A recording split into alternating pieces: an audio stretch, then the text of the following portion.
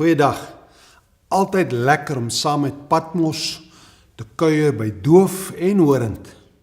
Het is my voorreg om ook vanmôre so 'n stukkie van 'n baie onbekende storie. Ek self het voorheen nog nooit 'n preek oor hierdie saak gehoor nie. Maar die tema is lojaliteit. Dis 'n moeilike dowe woord. Dowe sal net wys vas aan jou. Ek is vas aan jou.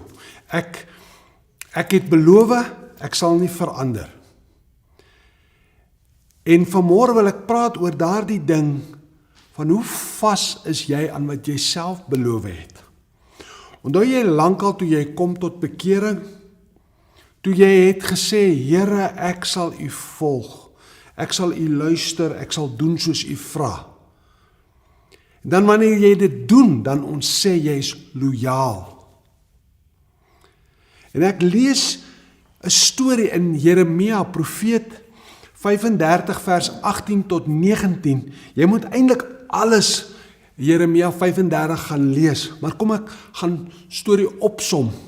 Vers 18-19 sê, en aan die huis van die Regabiete, hulle is nie Joodse mense nie, het Jeremia gesê, so spreek die Here van die leerskare. Leerskare beteken die heelalse engele, die hemelse weermag, die God van Israel. Omdat julle geluister het na die gebod van julle vader Jonadab en al sy gebooie, sy reëls gehou en gedoen het soos hy julle voorvader julle beveel het. Daarom so spreek die Here van die leerskare, die God van Israel. Daar sal vir Jonadab, die seun van Regab, nooit 'n man ontbreek wat altyd voor my aangesig sal staan nie. Wat beteken dit? Het sê dat omdat julle het iets beloof, omdat julle hou by hierdie belofte, omdat ek sien julle is getrou aan julle woord, sal daar altyd iemand uit julle by my staan. Daardie in my teenwoordigheid beteken, daar sal altyd iemand wees wat toegelaat word om met my, die God van Israel, te praat oor jou mense. Daar sal altyd 'n priester wees, daar sal altyd profesie wees, daar sal altyd iemand wees wat sê, so praat die Here. Want julle volg die belofte wat julle gemaak het. Wat is hierdie belofte?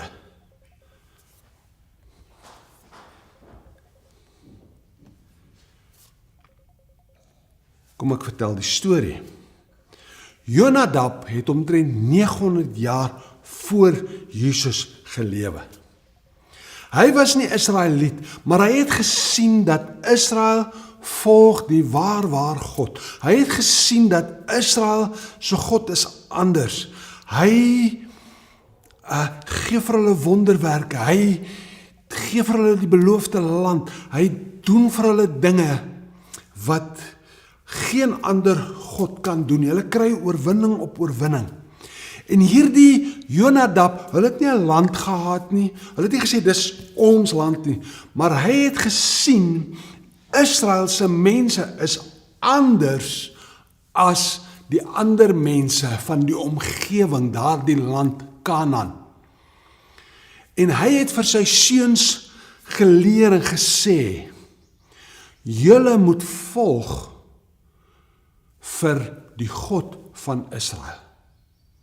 En hier is nou die hartseer van hierdie storie in Jeremia, waar die profeet eintlik sê, vir Juda, hy sê, julle, vir wie ek die God is, vir wie ek alles gedoen het, vir wie ek die beloofde land gegee het, julle sal gestraf word, maar vir Jonadab, die Regabiet mense, daardie nageslag, sal ek seën, want hulle is lojaal.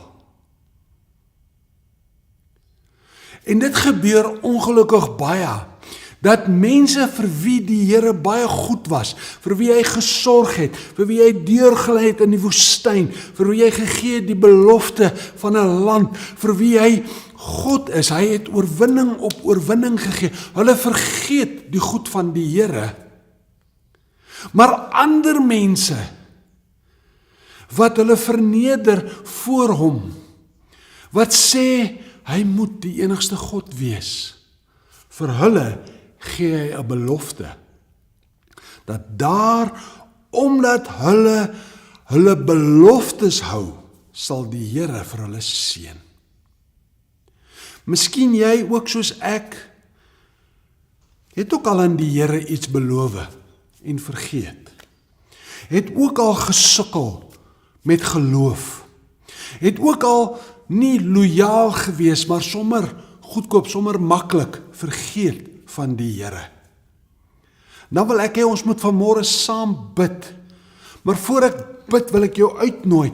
Volgende week gaan ek so 'n bietjie dieper oor presies wat het hulle beloof. Maar vir nou wil ek met jou praat oor as jy miskien 'n belofte gemaak het aan die Here en jy weet jy was nie lojaal nie. Kom ons bid saam vandag en ons maak hierdie saak reg. Here, ek ook is nie 'n Israeliet nie. Ek is ook maar 'n vreemdeling, maar ek het genade gekry by U. U het my siel gered. En Here, ek bid vir myself en elkeen wat kyk, ek bid vir jou, saam met jou, om te sê, Here, waar ons U teleurstel met lojaliteit, waar ons U teleurstel met beloof maar doen nie, dat U vir ons vergewe. Maar dankie Here ook, dat wanneer ons lojaliteit, wanneer ons vas aan U, sal daar altyd voor U staan, sal daar altyd profesie, woord van God wees. Here, dankie dat wat verby is verby, ons kan vandag sê, Here, ek wil opnuut lojaal aan U wees. Ek wil luister vir U woord, U reëls. Ek wil lojaal aan U. En dankie dat U gee vir my U beloftes. Ook die belofte van as ek my sonde bely, U vergewe. En ek kan weer vrymoedig voor U staan.